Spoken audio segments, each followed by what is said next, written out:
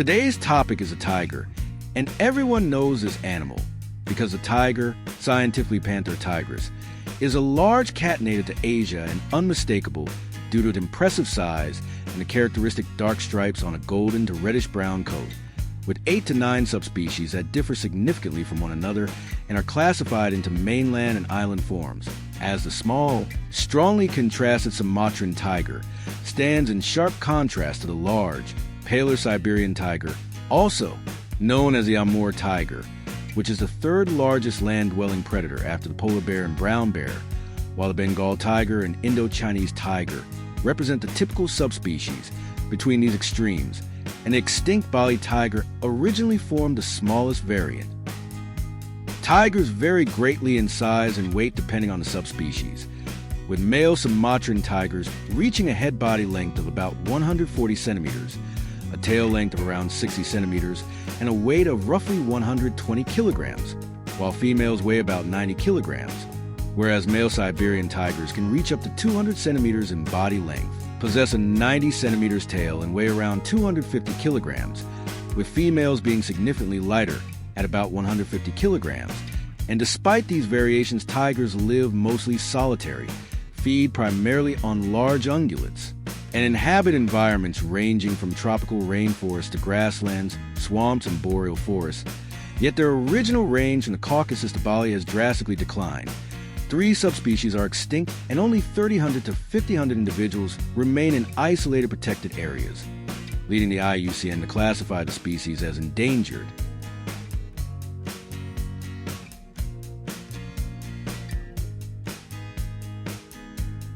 The tiger has a massive, elongated skull with a yellow iris and round pupil,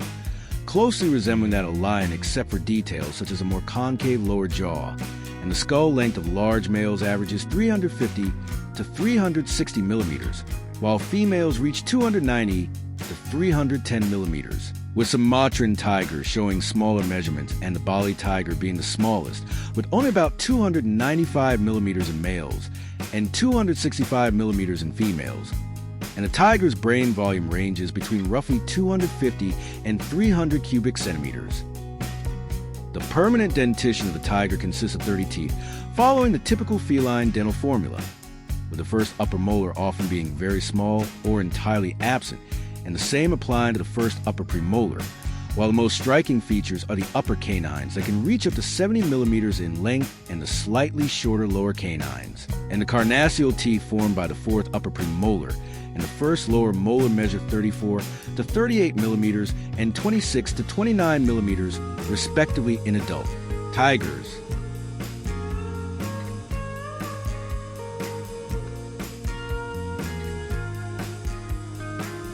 The tiger skeleton closely resembles that of a lion, with only minor differences, such as those found in the humerus, and each toe of the front paw carries retractable, sickle-shaped claws that can reach 80 to 100 millimeters on the outside and remain hidden in protective skin sheaths when not in use, while the 4 visible toes of the hind foot also bear retractable claws. And the tiger's spine consists of 55 to 56 vertebrae and the rib cage of 13 pairs of ribs,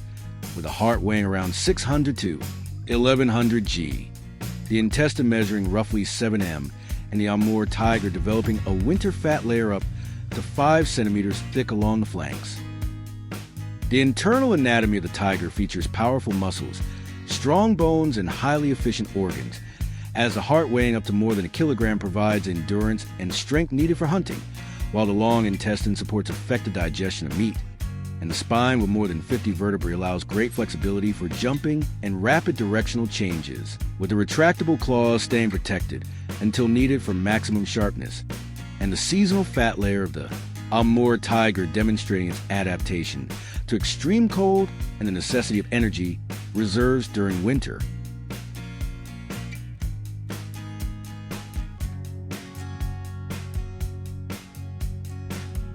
The stride length of a tiger is about 70 centimeters for males and around 60 centimeters for females,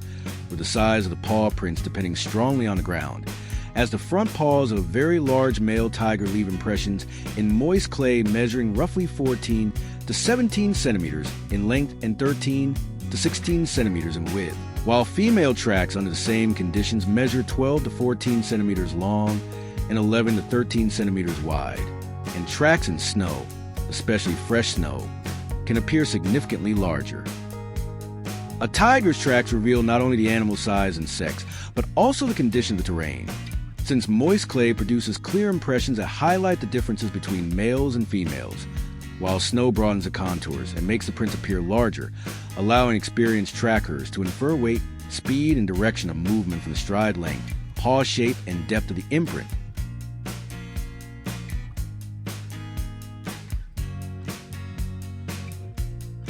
Up to 9 subspecies of the tiger are currently recognized, 3 of which are already extinct, and although the subspecies status of Malayan T. jacksoni remains debated, it is often listed as a separate form, while genetic analyses suggest that the surviving tiger populations can be grouped into 6 distinct subspecies, with mainland forms showing relatively small differences, and the Sumatran tiger displaying much greater genetic separation due to being isolated from mainland. Population 6,000 to 12,000 years ago when rising sea levels submerged the land bridge, and the similarity between the extinct Caspian tiger and the Amur tiger is so great that they may represent a single subspecies. Since 2015, following the examination of more than 200 skulls, researchers have discussed whether the traditional subdivision into many subspecies should be simplified, as genetic evidence indicates that only 2 clearly distinguishable lines exist, namely the Sunda tiger from the Indonesian islands of Sumatra, Java, and Bali, and the mainland tiger from the rest of Asia, which would imply that many currently used subspecies names are no longer scientifically justified, and that tiger diversity is shaped more by regional adaptations than by deep genetic separation.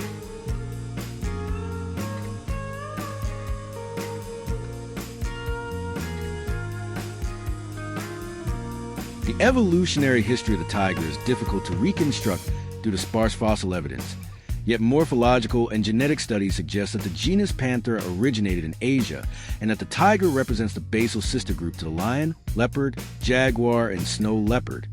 with the oldest tiger-like fossils from China identified as Panthera paleosinensis, a smaller cat from the early Pleistocene about 2 million years ago, while true tiger fossils from Java date to between 1.6 and 1.8 million years, and numerous additional finds from China, Sumatra, and Java exist,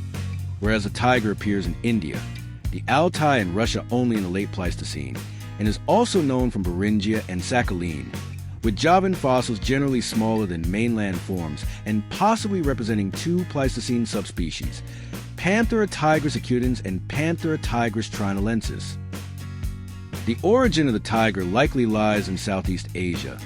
as genetic analyses show that the Indo-Chinese tiger is the most ancestral subspecies and closest to the population from which all other forms evolved around 70,000 to 100,000 years ago, spreading later to the south, north, and west, and reaching the Caspian region only in the Holocene. While the tiger survived on Borneo into the Holocene, and Pleistocene fossils from Palawan indicate its former presence there until it may have disappeared. About 5,000 years ago, when deer populations collapsed under human hunting pressure, and recent discoveries suggest that the tiger reached Sri Lanka more than 20,000 years ago via a land bridge that dried during the last glacial maximum, although today neither lions nor tigers inhabit the island.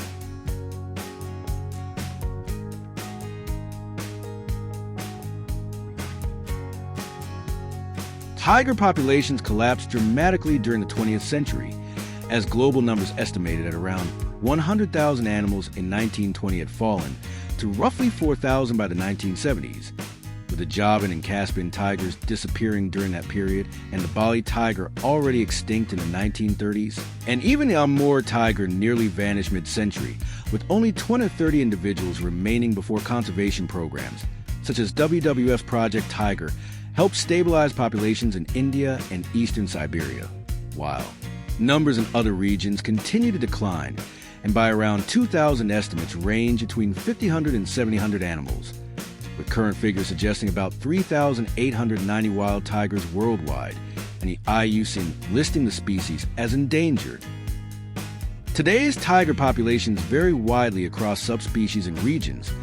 with about 400 Siberian tigers, 1,700 to 2,300 Bengal tigers, roughly 350 Indo-Chinese tigers, around 250 Malayan tigers, and the South China tiger, likely extinct in the wild. While the Sumatran tiger remains critically endangered with 350 to 500 individuals, and the Bali, Javan, and Caspian tigers are fully extinct. And regionally, 330 to 400 tigers survive in Russia's Far East. Only small numbers persist in China, and on the Indian subcontinent, most tigers live in protected areas, with India increasing its population to more than 3,000 through strong conservation measures, and Nepal reporting significant recovery with around 355 tigers in 2022.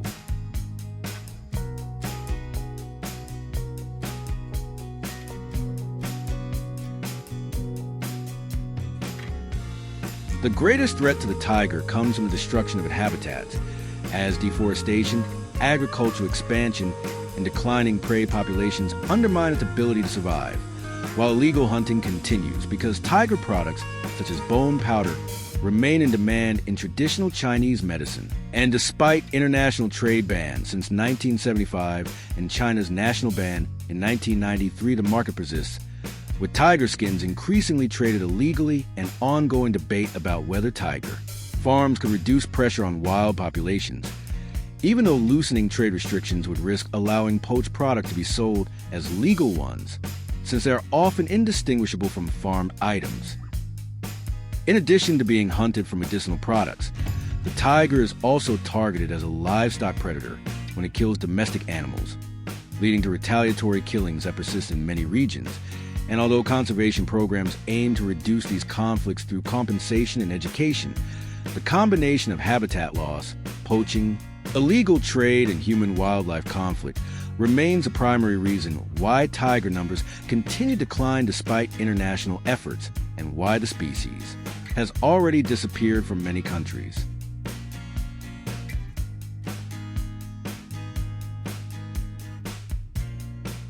Multiple subspecies, and its anatomical traits, such as skull, dentition, skeleton, and tracks to severe threats it faces today, represent a highly specialized apex predator whose global populations have declined dramatically due to habitat destruction, poaching, illegal trade, loss of prey, and conflict with humans. And only international conservation programs, genetic research, reintroduction efforts, and strict trade bans prevent additional subspecies from vanishing and keep the species from disappearing entirely across much of its former range. The entire film shows how the tiger, despite its remarkable adaptability, evolutionary depth, physical strength, and role as an apex predator, has been pushed back across Asia as habitats disappeared, prey declined, poaching and illegal trade intensified, and conflicts with humans escalated, meaning that only coordinated international conservation efforts, reintroduction programs, genetic research, and strict trade bans can stabilize the remaining populations and prevent this iconic big cat from vanishing completely from the wild.